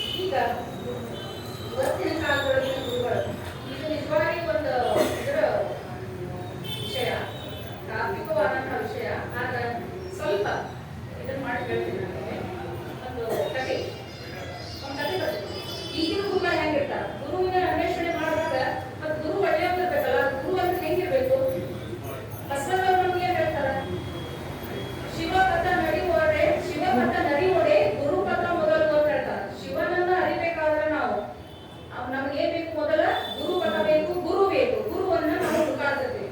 ಈಗಿನ ಗುರುಗಳು ಹೆಂಗೆ ಇರ್ತಾರ? ಈಗ ಮನಿ ಗುರುಗಳು ಅಂತ ಇರ್ತಾರೆ. ಮನಿ ಗುರುಗಳು ಅಂತ ಅಂತಂದ್ರೆ ಅವ್ರು ವರ್ಷಕ್ಕೊಮ್ಮೆ ಬರೋದು. ವರ್ಷಕ್ಕೊಮ್ಮೆ ಬಂದು ಕಾಣಿಕೆಗಳನ್ನ ಇದನ್ನ ತಗೊಂಡು ಹೋಗ್ಬಿಡುದು. ತಮ್ಮ ಆಶ್ರಮ ಮಠಗಳನ್ನ ಕಟ್ಕೊಂಡಿರ್ತಾರ. ಅಲ್ಲೇ ಅದು ಮಾಡ್ತೀವಿ ಬರ್ರಿ, ದೇಣಿಗೆ ಕೊಡ್ರಿ, ಇದು ಮಾಡ್ತೀವಿ ಬರ್ರಿ, ದೇಣಿಗೆ ಕೊಡ್ರಿ ಅಂತ ಬರ್ತಾಗಿ ವರ್ಷಕ್ಕೊಮ್ಮೆ ಬರೋದ್ರಾಕ ಬಂದಾಗಾದ್ರೂ ಭಕ್ತನಾದವ, ನೀ ಯಾವ ಜಾತಿಗಳ ಕಡೆಯಾಕತ್ತೀಯಪ್ಪ, ನೀ ಲಿಂಗ ಹಾಕೊಂಡಿಯ, ನೀನು ಅಷ್ಟಾವರಣಗಳನ್ನ ಪಾಲಿಸಕತ್ತೀಯ ಅಂತ ಎಂದಾದ್ರೂ ಕೇಳಿದ್ದೈತೆ ಆ ಗುರುಗಳು? ಕೇಳುದಿಲ್ರಿ. ಅವ್ರು ಬರ್ತಾರ, ಬರೇ ಅವ್ರಿಗೆ ಏನ್ ಬೇಕಾಗಿರ್ತೈತಿ ಅಂದ್ರೆ ದಕ್ಷಿಣೆ ಬೇಕಾಗಿರ್ತೈತಿ, ತಗೊಂತಾರ, ಹೋಗ್ತಾರ. ಅದಕ್ಕಾಗಿ ಹಿಂಗೊಬ್ರು ಗುರುಗಳು ಇರ್ತಾರ. ಅವರು ಮನೆಗೆ ಬಂದಿರ್ತಾರ. ಅವರು ಒಬ್ರು ಗೌಡ್ರು ಇರ್ತಾರ. ಅವರು ಪ್ರತಿ ವರ್ಷ ಅವ್ರನ್ನ ನಮ್ಮ ಮನೆಗೆ ಕರೆಸ್ತಿರ್ತಾರ. ಕರೆಸಿದಾಗ ಅವ್ರಿಗೆ ಮೃಷ್ಟಾನ್ನ ಭೋಜನ ಮಾಡಿಸೋದು, ಹಂಗ ಒಂದ್ 4-5 ಹೋಳಿಗೆನೂ ತಿಂತಿರ್ತಾರ. ಅವ್ರು ಮಾಡಿದ್ದೆಲ್ಲ ಒಂದಿಷ್ಟು ಎಲ್ಲ ಊಟ ಮಾಡ್ತಿರ್ತಾರ. ಚಲೋ ಮಾಡಿದ್ದ ನಮ್ಮ ಹೊಲದೊಳಗೆ ಬೆಳೆದಂತಹ ಅಕ್ಕಿನೋ ಗೋಧಿನೋ ಮತ್ತೆ ಜೋಳವೋ ಏನ್ ಬೆಳೆದಿರ್ತಾರ ಚೀಲ್ಗಟ್ಲೆ ಅವನ್ನೆಲ್ಲ ಕೊಟ್ಬಿಟ್ಟು ಕಳಿಸ್ತಿರ್ತಾರ. ಮುಂದೆ ಒಂದು ಟೈಮ್ ಬರುತ್ತೆ, ಕರೋನಾ ಬಂದ್ಬಿಡ್ಬೇಕು. ಕರೋನಾ ಟೈಮ್ ಒಂದು 4 ವರ್ಷ ಅವ್ರ ಮನೆಗೆ ಬರೋದೇ ಇಲ್ಲ. ಆಮೇಲೆ ಬರ್ತಾರ. ಬಂದಾಗನು ಆ ಭಕ್ತನನ್ನ ಕೇಳಬೇಕಾಗಿರೋದು ಏನು? ನಿನಗೇನು ತೊಂದರೆ ಐತಿ? ನಿನ್ನ ಆಧ್ಯಾತ್ಮಿಕ ಪಥ ಹೆಂಗ್ ನಡೆದೈತಿ? ನಿನ್ನ ಆಧ್ಯಾತ್ಮಿಕ ಪಥದೊಳಗೆ ಏನ್ ಅಡಚಣೆಗಳದಾವು? ಅದನ್ನು ಹೇಳಿ ನನಗೆ, ನಾನು ಬಗೆಹರಿಸ್ತೀನಿ ಅಂತ ಹೇಳ್ಬೇಕಾಗಿರೋದು ನಮ್ಮ ಕರ್ತವ್ಯ. ಆಗ ಅವ್ರೇನ್ ಹೇಳ್ತಾರ, 4 ವರ್ಷ ಆತ್ರಪ್ಪ ನಾವು ಬಂದಿಲ್ಲ ನಿಮ್ ಮನೆಗೆ, ಮತ್ ನೋಡ್ರಿ ವರ್ಷ ನೀವು 1 ಚೀಲ ಗೋಧಿ, 1 ಚೀಲ ಅಕ್ಕಿ, ಮತ್ತ 1 ಚೀಲ ಜೋಳ ಕೊಡ್ತಿದ್ರಿ, ಮತ್ತ ಜೊತೆಗೆ 10,000 ರೂಪಾಯಿ ಕೊಡ್ತಿದ್ರಿ, ಮತ್ 4 ವರ್ಷದಂದ್ರೆ ಎಷ್ಟ್ ಆತ್ ನೋಡ್ರಿ ಕೊಡ್ರಿ ಅಂತಾರ. ಅಂದಾಗ ಅವ್ರಿಗೆ ನೋಡ್ರಿಗೆ ಒಮ್ಮೆಲೆ ಒಂದ್ 4 ಚೀಲ ಗೋಧಿ ಕೊಡು, ಜೋಳ ಕೊಡು, ಒಂದ್ 45,000 ರೂಪಾಯಿ ಬಂದು ಏನ್ ಮಾಡ್ಬೇಕು? ಅವಾಗ ಅವ್ರಿಗೆ ಹೆಂಗಪ್ಪ ಇದು ಹೆಂಗ್ ಮಾಡೋದು ಅಂತ ಹೇಳಂತಂದು ಇದು ಆಗ್ತೈತಿ. ಆಗ ಅವ್ರ ಮನ್ಯಾಗ ಸೊಸೆ ಇರ್ತಾಳ. ಆಕಿ ಬಹಳ ಶಾಣೆ ಇರ್ತಾಳ. ಆಕೆ ಆಯ್ತ್ರಪ್ಪ ನಿಮ್ಗೆ ಏನ್ ಬೇಕು, 4 ಚೀಲ ಗೋಧಿ, 4 ಚೀಲ ಜೋಳ ಇವೆಲ್ಲ ನಾವು ಕೊಡ್ತೀವಿ. ಆದ್ರ ಪ್ರತಿ ವರ್ಷ ಬಂದಾಗ ನೀವು ಒಂದ್ 5-5 ಹೋಳಿಗೆ ಉಣ್ತಿದ್ರಿ, ಒಂದಿಷ್ಟು ಅನ್ನ ಉಣ್ತಿದ್ರಿ. ಈಗ 4 ವರ್ಷದ ಅಷ್ಟು ಉಂಡ್ರಿ ನೀವು, ಅಂದ್ರೆ ನಾವು ಅಷ್ಟು ಕೊಡ್ತೀವಿ ನಿಮಗ ಅಂತ ಹೇಳ್ತಾರೆ. ಅವಾಗ ಗುರುವಿಗೆ ತಾನು ಹೇಳಿದ್ದು ತಪ್ಪು ಅರ್ಥಾಗಿ ಸುಮ್ಮನೆ ಎಲ್ಲಿ ಹೋಗ್ತಾರ. ಹಿಂಗ ಈಗಿನ ಕಾಲದ ಕಲಿಯುಗದೊಳಗಿನ ಗುರುಗಳಂದ್ರೆ ಹಿಂಗದ. ಅದಕ್ಕ ಗುರುವನ್ನ ನಾವು ನೋಡಿ ಆರಿಸ್ಕೋಬೇಕು. ಅದಕ್ಕ ಇಲ್ಲಿ ಗಜೇಶ ಬಸವಣ್ಣಯ್ಯಗಳ ಪುಣ್ಯಶ್ರೀ ಹೇಳ್ತಾರ, ಗುರು ಅಂದ್ರೆ ಹೆಂಗ, ಯಾರು ಗುರು ಅಂತಂದ್ರ ಎನ್ನ ನರಿಸದಿರುವೆ, ಎನ್ನ ನರಿಸು, ನಿನ್ನ ನರಿಸಬೇಡ, ಎನ್ನ ನರಿಯದವ ನಿನ್ನ ನರಿಯ, ಎನ್ನ ನರಿಯಲ್ಲದೆ ನಿನ್ನ ನರಯಿಸಿದಡೆ ನೀ ನನಗೆ ಗುರುವಲ್ಲ, ನಾ ನಿನಗೆ ಶಿಷ್ಯನಲ್ಲ. ಎನ್ನ ನರಯಿಸಿದಡೆ ನೀ ನನಗೆ ಗುರು, ನಾ ನಿನಗೆ ಶಿಷ್ಯ. ಬಸವಣ್ಣಯ್ಯ ಪ್ರಿಯ ಗಜೇಶ್ವರ. ಮೊದಲ ಗುರು ಅಂದ್ರೆ ಹೆಂಗಿರ್ಬೇಕು? ಮೊದಲು ಏನ್ ಮಾಡೋದು ಹೇಳ್ತಾರ ಅವರು, ಎನ್ನ ನರಯಿಸದಿರುವೆ, ನಾ ಯಾರು ಅಂತ ತಿಳ್ಕೊಳಕ್ ಕೊಡುವಲ್ಲಿ ಮೊದಲ ನಾ ಯಾರು ಅಂತ ತಿಳಿಸು. ನಿನ್ನ ನರಯಿಸಬೇಡ, ನೀ ಪರಮಾತ್ಮ ಜೀವ ಮತ್ತು ಆತ್ಮಗಳಿಗೆ ಹೇಳ್ಕೊತಾಗಿ. ನೀ ಯಾರಂತ ನನಗೆ ತಿಳಿಸ್ಬೇಡ, ಮತ್ತು ನಾ ಯಾರಂತ ತಿಳಿಸು. ನಾ ಯಾರು ಅಂತ ನನ್ಗೆ ಗೊತ್ತಾಯ್ತು ಅಂದ್ರೆ ನೀ ಯಾರು ಅಂತ ನನಗೆ ಗೊತ್ತಾಗೇ ಬಿಡ್ತೈತಿ. ಅದಕ್ಕೆ ನಾನ್ ಯಾರು ಅಂತ ನೀನ್ ತಿಳಿಸಿದಿ ಆದ್ರೆ ನೀನ ನಿಜವಾದ ಗುರು ಅಂತ ಹೇಳಂತಂದು ಆಕೆ ತನ್ನ ವಚನದೊಳಗ ಹೇಳ್ತಾಳ.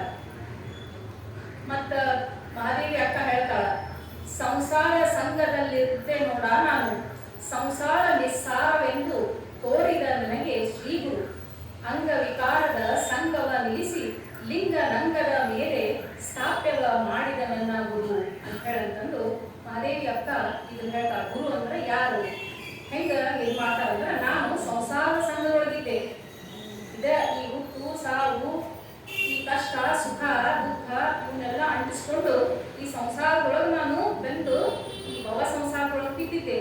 ಇದನ್ನ ನನಗ ಇದು ಸಂಸಾರ ನಿಸ್ಸಾರವೆಂದು, ಇದ್ರೊಳಗ ಏನು ಸಾರವಿಲ್ಲ, ಇದ್ರೊಳಗೆ ಯಾವ ಅರ್ಥನೂ ಇಲ್ಲ, ಇದು ನಿನ್ನದಲ್ಲ ಅಂತ ಹೇಳಿ ನೀನು ನನಗೆ ತೋರಿಸಿದಂತ ಗುರು. ಗುರು ಅಂದ್ರ ಅದನ್ನ ತೋರಿಸುವಂತವರಾಗಿರ್ಬೇಕು. ತೋರಿಸಿದಂತವನಾಗಿ ಮತ್ತ ಅಂಗವಿಕಾರದ ಸಂಘವ ನಿಲ್ಲಿಸಿ, ಈ ಅಂಗದಿಂದ ಏನು ವಿಕಾರಗಳು ಹುಟ್ಕೊಂತಾವು, ಈ ಅಂಗ ಇರೋದ್ರಿಂದ ನಾವು ಕ್ರೋಧಕ್ಕೊಳಗಾಗ್ತೇವಿ, ಆನಂದಕ್ಕೊಳಗಾಗ್ತೇವಿ, ಸಿಟ್ಟು ಮಾಡ್ಕೊಂತೀವಿ, ಖುಷಿ ಪಡ್ತೇವಿ, ದ್ವೇಷ ಮಾಡ್ತೀವಿ. ಇವುಗಳನ್ನೆಲ್ಲ ಬಿಡಿಸಿ ನನಗ ಲಿಂಗವ ನಂಗದ ಮೇಲೆ ಸ್ಥಾಪ್ಯವ ಮಾಡಿದ ಗುರುವಿನಗೆ, ನನ್ನ ಅಂಗದ ಮೇಲೆ ಲಿಂಗವನ್ನ ನೀನು ಸ್ಥಾಪಿಸಿದಿ, ನನ್ನ ಕರಸ್ಥಲದೊಳಗ ಲಿಂಗವನ್ನ ಕೊಟ್ಟಂತಹ ಗುರುವೇ ನಿನಗೆ ಶರಣಾರ್ಥಿ ಅಂತ ಹೇಳಂತಂದು ಮಹಾದೇವಿ ಅಕ್ಕ ಗುರುವಿನ ಬಗ್ಗೆ ಹೇಳ್ತಾಳೆ. ಗುರು ಅಂದ್ರ ನಾನು ಯಾರು, ನನ್ನ ಅಂಗವಿಕಾರವನ್ನ ಕಳೆಯುವಂತವರಾಗಿರ್ಬೇಕು ಅಂತ ಹೇಳಂತಂದು ಹೇಳ್ತಾರೆ. ಈಗ ಪಾರಮಾರ್ಥಿಕದ ಅರಿವು ಬರಬೇಕು ಅಂತಂದ್ರ ನಾವು ಏನ್ ಮಾಡ್ಬೇಕು? ಗುರುವಿನ ಹಸ್ತ ಮಸ್ತಕ ಸಂಯೋಜನೆಯಿಂದ, ಗುರು ಕಾರುಣ್ಯದಿಂದ ಕರದಿಷ್ಟ ಲಿಂಗವನ್ನ ಪಡೆದು, ಗುರುವಿನಿಂದ ಮಂತ್ರೋಪದೇಶವನ್ನ ಪಡೆದು ಈ ಮಾಯಾ ಮಲಿನತೆಯನ್ನ ಕಳ್ಕೊಂಡು ಅರಿವನ್ನ ನಾವು ಪಡ್ಕೋಬೇಕು ಅನ್ನುವಂಥದ್ದು ಎಲ್ಲಾ ಶರಣರ ನಿಲುವಾಗಿದೆ. ಹಂಗಂದ್ರ ಈಗ ನಾವು ಈ ವಚನದೊಳಗ ಏನೆಲ್ಲ ನೋಡಿದ್ವಿ? ಅಕ್ಕಿ ಇಲ್ಲದ ತುಷಕ್ಕೆ ಅಗ್ಗಮಣಿಯ ನೆರದಡೆ ಅದೆಂದಿಗೆ ಬೆಳೆದು ಫಲವಪ್ಪುದಯ್ಯ ಗೊತ್ತಾಯ್ತು ನಮ್ಗೆ. ಹಿಂಗಂದ್ರೆ ಏನು ಅಂತ ಹೇಳಂತ, ಅರಿವಿಲ್ಲದವರಿಗೆ ಆಚಾರವಿದ್ದರೆ ಅರಕೆಗೆಟ್ಟು ಸುಖವೆಂದಪ್ಪುದಯ್ಯ, ಇದು ಗೊತ್ತಾಯ್ತು. ಮುಂದ ಹೇಳ್ತಾರ, ಹೊರೆದ ಪರಿಮಳ ಸ್ಥಿರವಾಗಿ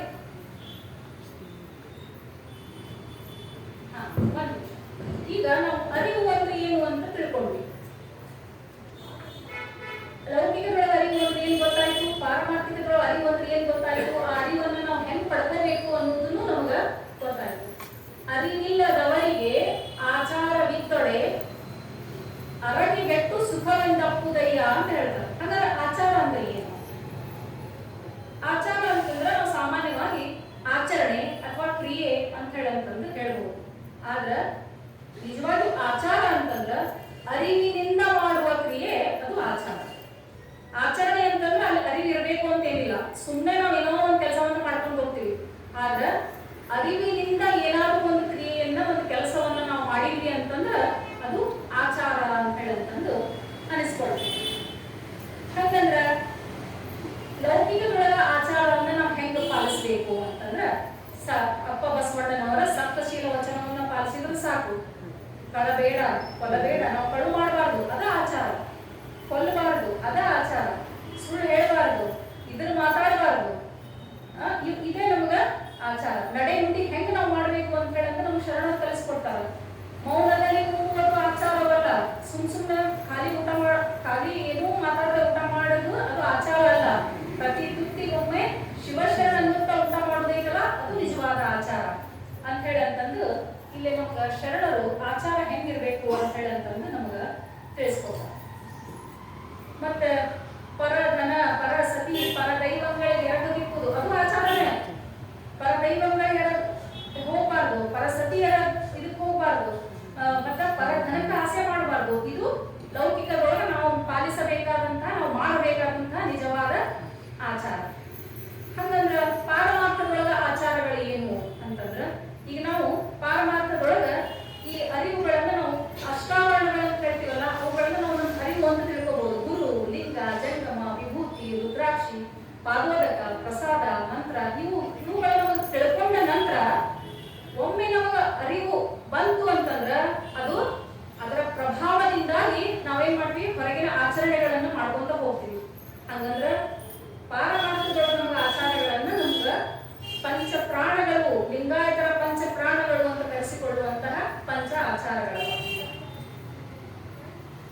ಲಿಂಗಾಚಾರ, ಸದಾಚಾರ, ಶಿವಾಚಾರ, ಗಣಾಚಾರ, ವೃತ್ತಾಚಾರ. ಮತ್ ಇವನ್ನ ಮತ್ ವಿಸ್ತಾರ ಮಾಡ್ಕೊಂಡು ಹೋದ್ರೆ ಮತ್ತೆ ಇವತ್ತಿಗೆ ಹಾಗಂತ. ಅದಕ್ಕೆ ಈ ಆಚಾರಗಳನ್ನ ನಾವು ಪಾರಮಾರ್ಥಿಕವಾಗಿ ನಾವು ಪಾಲಿಸ್ಕೊಂತ ಹೋದ್ವಿ ಅಂತಂದ್ರ ಅರಿವನ್ನ ನಮ್ಮ ಅಂತರಂಗದೊಳಗ ಅಷ್ಟಾವರಣದ ಅರಿವುಗಳನ್ನ ಮೂಡಿಸಿಕೊಂಡು ಬಾಹ್ಯದಲ್ಲಿ ಈ ಪಂಚಾಚಾರಗಳನ್ನ ನಾವು ಪಾಲಿಸಿಕೊಂಡು ಹೋದದ್ದೇ ಆದ್ರ ನಾವು ಮತ್ತ ಅದರಿಂದ ಶತಸ್ಥಲಗಳ ತಾವ ಬರ್ಕೋಂತ ಹೋಗ್ತವೆ. ಈ ರೀತಿಯಾಗಿ ನಾವು ಪಾರಮಾರ್ಥ ಮತ್ತು ಲೌಕಿಕಗಳ ಆಚಾರಗಳನ್ನ ನಾವು ನಡೆಸ್ಕೊಂತ ಹೋಗ್ತೀವಿ. ಇವತ್ತಿನ ವಚನದ ಈ ಮುಂದಿನ ಸಾಲೊಳಗ ಹೊರೆದ ಪರಿಮಳ ಸ್ಥಿರವಾಗ ಬಂದಿದೆ. ಎರಡನೇ ಸಾಲೊಳಗ ಅಕ್ಕ ಏನ್ ಹೇಳಿದ್ರು? ಅರಿವಿಲ್ಲದವರಿಗೆ ಆಚಾರವಿದ್ದಡೆ ಅರಕೆಗೆಟ್ಟು ಸುಖವೆಂದಪ್ಪುದು ಅಂತ ಹೇಳಿದ್ರು. ಹೊರೆದ ಪರಿಮಳ ಸ್ಥಿರವಾಗ ಬಂದಿದೆ. ಈಗ ಒಂದು ಹೂ ಅರಳಿರ್ತೇವೆ, ಗಿಡದೊಳಗೆ ಒಂದು ಹೂ ಬಿಟ್ಟಿರ್ತೈತಿ, ಸುವಾಸನೆ ಇರ್ತೈತಿ. ಐತಲ್ಲ ಎಷ್ಟು ಸುವಾಸನೆ ಐತಿ ಅಂತೇಳಿ ನಾವು ಎಷ್ಟು ಹೊತ್ತಿರ್ತೈತಿ 1 ತಾಸು 2 ತಾಸು 1 ದಿನ 2 ದಿನ ಆದ್ರೆ ಕಾಲ ಕಳೆದಂತೆ ಅದ್ರದ್ದು ವಾಸನೆ ಏನಾಗ್ಬಿಡ್ತೈತ್ರಿ ಹೋಗ್ಬಿಡ್ತೈತಿ ಆ ಹೂವಿನ ವಾಸನೆ ಕಡಿಮೆ ಹಾಕೋಂತ ಬರ್ತೈತಿ ಹಂಗ ಅರಿವಿಲ್ಲದೆ ಕೇವಲ ನಾವು ಆಚಾರವನ್ನ ಮಾಡಿದ್ರ ಅದರ ಸುಖ ಹೆಂಗಿರ್ತೈತಿ ಅಂತಂದ್ರ 2 ದಿನ 3 ದಿನ 4 ದಿನ ಅಷ್ಟ ಆಮೇಲೆ ಅದರದ ಸುಖ ನಮಗ ಸಿಗುವುದಿಲ್ಲ ಯಾಕಂದ್ರೆ ಅಲ್ಲಿ ಅರಿವಿಲ್ಲ ನಮಗ ಕೇವಲ ನಾವು ಅದನ್ನ ಕ್ರಿಯೆಯನ್ನ ಮಾಡಾಕತ್ತೇವಿ ಅದಕ್ಕೆ ನಮ್ಗೆ ಈಗ ಇದ್ರೊಳಗ ಹೊಸದಾಗಿ ನೌಕರಿಗೆ ಹೋಗಿರ್ತಾರ ಈಗಿನ ಇದ್ರೊಳಗ ಕಾರ್ಪೊರೇಟ್ ಆಫೀಸ್ ಒಳಗಂತೂ ಒಂದೊಂದು ಸೆಕ್ಷನ್ ಇದನ್ನ ಕೊಟ್ಬಿಟ್ಟಿರ್ತಾರೆ ಒಂದು ಏನಂದ್ರೆ ಚೆಕ್ ಲಿಸ್ಟ್ ಅಂತ ಕೊಟ್ಟಿರ್ತಾರೆ ಅವ್ರು ಅದನ್ನ ಅಷ್ಟ ನೋಡ್ಬೇಕು ಅಲ್ಲಿ ಬೇರೆ ಯಾವ ಅರಿವು ಇರಂಗಿಲ್ಲ ಅವ್ರಿಗೆ ಇಷ್ಟು ವೋಲ್ಟೇಜ್ ಬರಬೇಕು ಇಷ್ಟು ಕರೆಂಟ್ ಬರಬೇಕು ಅದನ್ನ ಚೆಕ್ ಮಾಡ್ಬೇಕು ಅವ್ರು ಅಷ್ಟು ಬಂತಪ್ಪ ಸರಿ ಅಷ್ಟು ಬರಲಿಲ್ಲ ಇಲ್ಲ ಹೊಸದಾಗಿ ಹೋದಾಗ ಆ ಹೊಸದಾಗಿ ಜಾಯಿನ್ ಆದಂತ ಇಂಜಿನಿಯರ್ ಅಥವಾ ಹುಡುಗರು ಅವ್ರಿಗೆ ಭಾರಿ ಖುಷಿ ನಾ ಇದನ್ನ ಟೆಸ್ಟ್ ಮಾಡಕತ್ತೀನಿ ಇದನ್ನ ಮಾಡಕತ್ತೀನಿ ದಿನಾಲು ಅದನ್ನ ಮಾಡ್ಬೇಕಲ್ಲ ವೋಲ್ಟೇಜ್ ಚೆಕ್ ಮಾಡೋದು ಕರೆಂಟ್ ಚೆಕ್ ಮಾಡೋದು ಬರ್ತದೆ ಓಕೆ ಬರಂಗಿಲ್ಲ ತೆಗಿದ್ರು ಇದನ್ನ ಮಾಡ್ಕೊಂಡು ಹೋಗೋದಲ್ಲೇ 2 ದಿನ 3 ದಿನ 4 ದಿನ ಆಗಿದ್ದ ಅವ್ರಿಗೆ ಅಲ್ಲೇ ಆ ಕೆಲಸದೊಳಗ ಒಂದು ಸುಖ ಅನ್ನುವಂಥದ್ದು ಅಥವಾ ಒಂದು ತೃಪ್ತಿ ಅನ್ನುವಂಥದ್ದು ಸಿಗಂಗಿಲ್ಲ ಹಂಗ ನಾವು ಇಲ್ಲಿ ಹೆಂಗ ಹೊರಗಿನ ಪರಿಮಳ ಸ್ಥಿರವಾಗಿ ಇರುವುದಿಲ್ಲವೋ ಹಂಗ ಅರಿವಿಲ್ಲದೆ ನಾವು ಕೇವಲ ಆಚರಣೆಯನ್ನ ಮಾಡಿದ್ರ ಅದರ ತೃಪ್ತಿ ಆ ಕೆಲಸದ ತೃಪ್ತಿ ನಮಗ ಅನುದಿನ ಅನುಗಾಲ ಸಿಗುವುದಿಲ್ಲ ಅದು ಕ್ಷಣಿಕವಾಗತೈತಿ ಅನ್ನುವಂಥದ್ದನ್ನ ಇಲ್ಲಿ ನಮಗ ತಿಳಿಸ್ಕೊಡ್ತಾರೆ ಅದಕ್ಕೆ ಬಸವಣ್ಣವರು ಸಹಿತ ಹೇಳ್ತಾರ ಬರಬರ ಭಕ್ತಿ ಅರೆಯಾಯಿತು ಕಾಣಿರಣ್ಣ ಮೊದಲ ದಿನ ಹಣೆ ಮುಟ್ಟಿ ಮರುದಿನ ಕೈ ಮುಟ್ಟಿ 100 ದಿನಕ್ಕೆ ತೂಕಡಿಗೆ ಕಾಣಿರಣ್ಣ ಎಲ್ಲಿ ಅರಿವಿಲ್ಲದ ಆಚಾರ ಇರ್ತೈತೋ ಅಲ್ಲೇ ಅದೇನಂತಲ್ಲ ಬರೀ ಸ್ಟಾರ್ಟ್ ಮಾಡೋದಷ್ಟೇ ಚಲೋ ಮುಂದೆ ಬರ್ತಾ ಬರ್ತಾ ಬರ್ತಾ ಅಲ್ಲೇ 1ನೇ ದಿವಸ ಏನ್ ಮಾಡ್ತೀವಿ ನಾವು ಹಣೆ ಮುಟ್ಟಿ ನಮಸ್ಕಾರ ಮಾಡ್ತೀವಿ 2ನೇ ದಿವಸ ಅಷ್ಟ ಕೈ ಮುಟ್ಟಿ ನಮಸ್ಕಾರ ಮಾಡೋಕೆ 3ನೇ ದಿವಸ ಅದು ಇಲ್ಲ ಈ ತರ ಅರಿವಿಲ್ಲದ ಆಚಾರ ಹಿಂಗಾಗ್ತೈತಿ ಅನ್ನುವಂಥದ್ದನ್ನ ಶರಣರು ನಮಗ ಮಹಾದೇವಿ ಅಕ್ಕ ನಮಗೆ ತಿಳಿಸ್ಕೊಡ್ತಾರೆ ಮುಂದೆ ಕೊನೆ ಸಾಲಿನೊಳಗ ಈ ವಚನದ ನಿಜವಾದ ಅರ್ಥವನ್ನ ಅಕ್ಕ ನಮಗೆ ತಿಳಿಸ್ತಾರ ಎನ್ನ ದೇವ ಚನ್ನ ಮಲ್ಲಿಕಾರ್ಜುನ ನರಿಯದವರಿಗೆ ಅಂತ ಹೇಳ್ತಾರ ಅಕ್ಕ ಹಾಗಂದ್ರ ಚನ್ನ ಮಲ್ಲಿಕಾರ್ಜುನನನ್ನ ಅರಿಯುವುದು ಅಂದ್ರೆ ಏನು ಮತ್ತೆ ಇನ್ನೊಂದು ನಾವು ಎರಡು ಮಾಡೋದ್ರಿ ಒಂದು ಲೌಕಿಕವಾಗಿ ಹೆಂಗ ಅರಿಯೋದು ಇನ್ನೊಂದು ಪಾರಮಾರ್ಥಿಕವಾಗಿ ನಾವು ಹೆಂಗ ಅರಿಯೋದು ಲೌಕಿಕವಾಗಿ ಅರಿಯುವುದು ಅಂತಂದ್ರ ಚನ್ನ ಮಲ್ಲಿಕಾರ್ಜುನ ಅಂತಂದ್ರ ಅವನು ಪರಾತ್ಪರ ವಸ್ತು ಭಗವಂತ ಪರಮಾತ್ಮ ಆ ಪರಮಾತ್ಮ ಸತ್ ಚಿತ್ ಆನಂದ ಮತ್ತ ನಿತ್ಯ ಪರಿಪೂರ್ಣ ಎಲ್ಲರಲ್ಲೂ ಅಡಗ್ಯಾನ ಅಣುರೇನು ತೃಣಕಾಷ್ಟದೊಳಗೂ ಪರಮಾತ್ಮ ಅದಾನ ಅನ್ನುವಂತ ಅರಿವನ್ನ ನಾವು ಬೆಳೆಸಿಕೊಳ್ಳುವುದೇ ಚನ್ನ ಮಲ್ಲಿಕಾರ್ಜುನನನ್ನ ಅರಿಯುವುದು ಒಂದು ಮತ್ತ ಅದಕ್ಕಾಗಿ ಅರ್ಥ ಹೇಳ್ತಾಳ ತನ್ನ ವಚನದೊಳಗ ವನವೆಲ್ಲ ನೀವೇ ವನದೊಳಗಣ ದೇವ ತರುವೆಲ್ಲ ನೀವೇ ತರುವಿನೊಳಗಾಡುವ ಖಗ ಮೃಗವೆಲ್ಲ ನೀವೇ ಸರ್ವಭರಿತನಾಗಿ ಎನಗೇಗೆ ಮುಖದೊಳೆ ಚನ್ನ ಮಲ್ಲಿಕಾರ್ಜುನ ಅಂತ ಹೇಳ್ತಾನೆ ಈ ಜಗತ್ತಿನ ಕುರಿತೆಲ್ಲ ನೀನ ಕುತ್ಕೊಂಡು ಈ ಮನದೊಳಗ ಈ ಮನಿ ಒಳಗ ಎಲ್ಲ ಕಡೆನೂ ನೀನ ಅದೀವಿ ಈ ಇದ್ರೊಳಗ ಆಡುವಂತ ಖಗ ಮೃಗಗಳೊಳಗೂ ನೀನ ಅದೀವಿ ಸರ್ವದ್ರೊಳಗೂ ನೀನ ಕುತ್ಕೊಂಡಿಯಲ್ಲ ಪರಮಾತ್ಮ ಅಂತ ಹೇಳಿದ್ರೆ ಚನ್ನ ಮಲ್ಲಿಕಾರ್ಜುನ ಅಂತ ಹೇಳ್ತಾಳೆ ಅದೇ ರೀತಿಯಾಗಿ ಮತ್ತ ಅಪ್ಪ ಬಸವಣ್ಣನವರು ಹೇಳ್ತಾರ ಎತ್ತ ನೋಡಿರ ಅತ್ತತ್ತ ನೀನೇ ದೇವ ಸಕಲ ವಿಸ್ತಾರದಾರು ನೀನೇ ದೇವ ಅಂತ ಹೇಳ್ತಾರೆ ಈಗ ಪ್ರತಿಯೊಂದರಲ್ಲಿಯೂ ಪ್ರತಿಯೊಂದು ಅಣುರೇಣು ತೃಣಕಾಷ್ಟದಲ್ಲಿಯೂ ಪರಮಾತ್ಮ ಅದಾನ ಅಂತ ತಿಳ್ಕೊಳ್ಳುವುದನ್ನೇ ಚನ್ನ ಮಲ್ಲಿಕಾರ್ಜುನನಿಂದ ಆಗಿರುವುದು ಜಗದಗಲ ಮುಗಿಲಗಲ ಮಿಗೆಯಗಲ ನಿಮ್ಮಗಲ ಅಂತ ತಿಳ್ಕೊಳ್ಳೋದು ಆ ಪರಮಾತ್ಮ ವಿಸ್ತಾರ ಎಷ್ಟೈತಿ ಅಂತ ತಿಳ್ಕೊಳ್ಳೋದು ಮತ್ತೆ ಪ್ರತಿಯೊಂದು ಜೀವಿಯೊಳಗೂ ಆ ಪರಮಾತ್ಮನ ಅಂಶ ಐತಿ ಅಂತಂದಾಗ ಇವನಾರವ ಎನ್ನದೇ ಇವ ನಮ್ಮವ ಅಂತ ಹೇಳಲು ಪ್ರತಿಯೊಬ್ಬರನ್ನು ನಾವು ವಿನಯದಿಂದ ಪ್ರೀತಿಯಿಂದ ಅವರನ್ನ ಕಾಣುವುದು ಸಕಲ ದಯವಿಲ್ಲದ ಧರ್ಮವು ಯಾವುದಯ್ಯ ಅಂತ ಹೇಳಂತಂದು ಪ್ರತಿಯೊಂದು ಜೀವಿಯಲ್ಲೂ ನಾವು ಒಂದು ದಯೆಯನ್ನು ತೋರಿಸಬಹುದು ನುಡಿದರೆ ಮುತ್ತಿನ ಹಾರದಂತಿರಬೇಕು ನುಡಿದರೆ ಲಿಂಗ ಮೆಚ್ಚಿ ಅಹುದೆನಬೇಕು ಅಂತ ನಾವು ನಡ್ಕೊಳ್ಳೋದು ನುಡಿಯೊಳಗ ನಾವು ಲಿಂಗ ಮೆಚ್ಚುವಂತ ನಡ್ಕೊಳ್ಳೋದು ಇದ ನಾವು ಆ ಪರಮಾತ್ಮನನ್ನ ಅರಿಯುವುದು ಪರಮಾತ್ಮನನ್ನ ತಿಳ್ಕೊಳ್ಳೋದು ಅಂತ ಹೇಳ ಸದು ವಿನಯವೇ ಜಪಂಗಳಯ್ಯ ಸದು ವಿನಯವೇ ತಪಂಗಳಯ್ಯ ಸದು ವಿನಯವೇ ಸದಾಶಿವನುರ್ಮೇಯ ವಿನಯದಿಂದ ನಡ್ಕೊಳ್ಳೋದು ಎಲ್ಲರ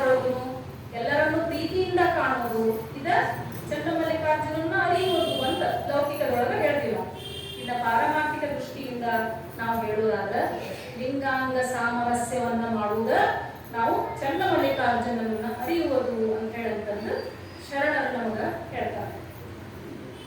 ಲಿಂಗಾಂಗ ಒಂದಾದಕ್ಕೆ ಇದೇ ಕುರುಹು ನೋಡ, ಅಂಗ ಗುಣಗಳ ಬಿಟ್ಟು ಲಿಂಗ ಗುಣಗಳಾದರೆ ಅದೇ ಲಿಂಗಾಂಗ ಸಾಮರಸ್ಯ ಸಿದ್ದರಾಮೇಶ್ವರ ಅಂತ ಹೇಳಂದು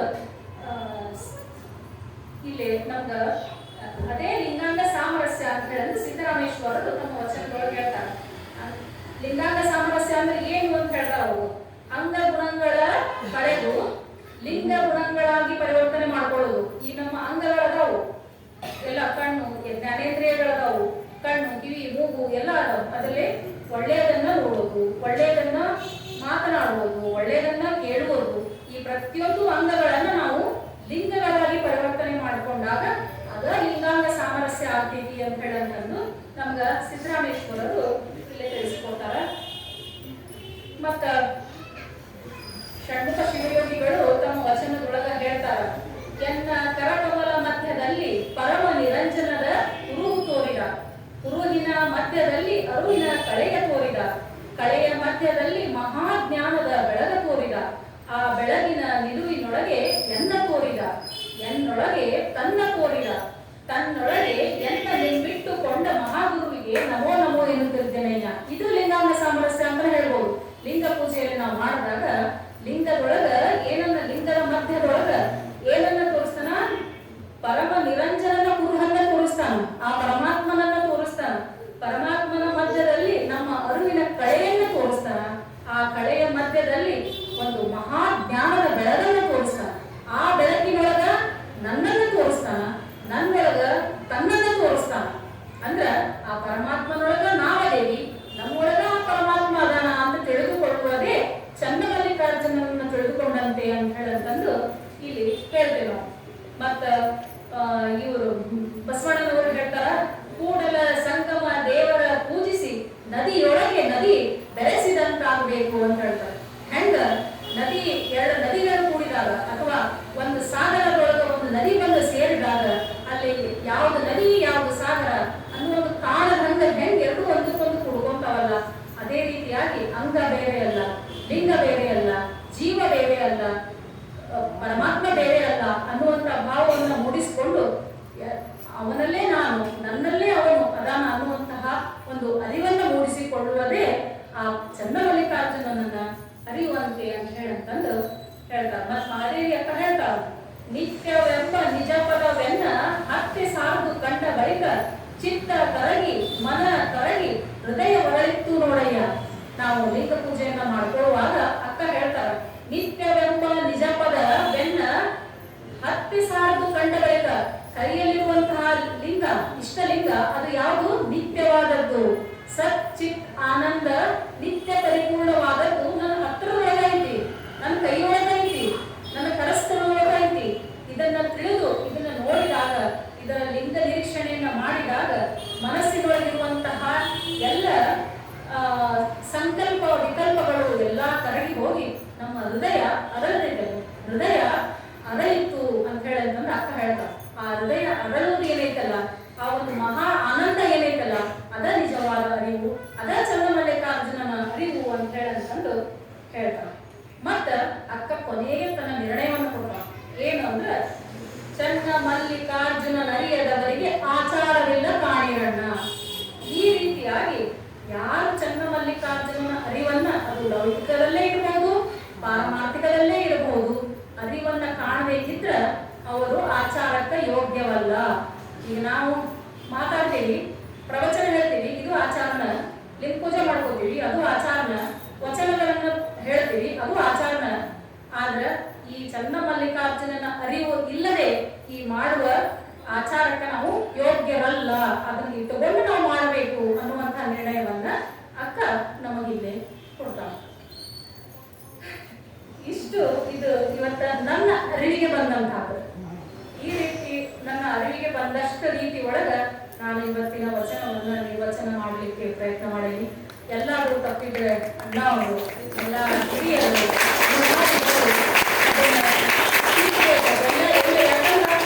ಇದು ಸಾಮಾನ್ಯದ ವಚನ ಅಲ್ಲ, ಇದು ಬಹಳ ಒಂದು ತಾತ್ವಿಕ ನೆಲೆಗಟ್ಟಿನ ವಚನ ಆಗಿರೋದ್ರಿಂದ ಬಹುಶಃ ಎಲ್ಲಾದ್ರೂ ತಪ್ಪಿದ್ರು ಸಹಿತ ಅದನ್ನು ತಿದ್ದಬೇಕು, ಅಲ್ಲಿ ಹೇಳಬೇಕು ಅಂತ ಹೇಳಂತಂದು ಅವರಲ್ಲಿ ಕೇಳ್ತಾ, ನನ್ನ ಅರಿವಿಗೆ ಬಂದದ್ದನ್ನು ನಾನು ಹೇಳೀನಿ, ನಿಮ್ಮ ಅರಿವಿಗೆ ಬಂದದ್ದನ್ನು ನೀವು ಕೇಳ್ಕೊಂಡಿರಿ ಅಂತ ಹೇಳ್ತಾ ಎಲ್ಲರಿಗೂ ಶರಣು ಶರಣಾರ್ಥಿಗಳು.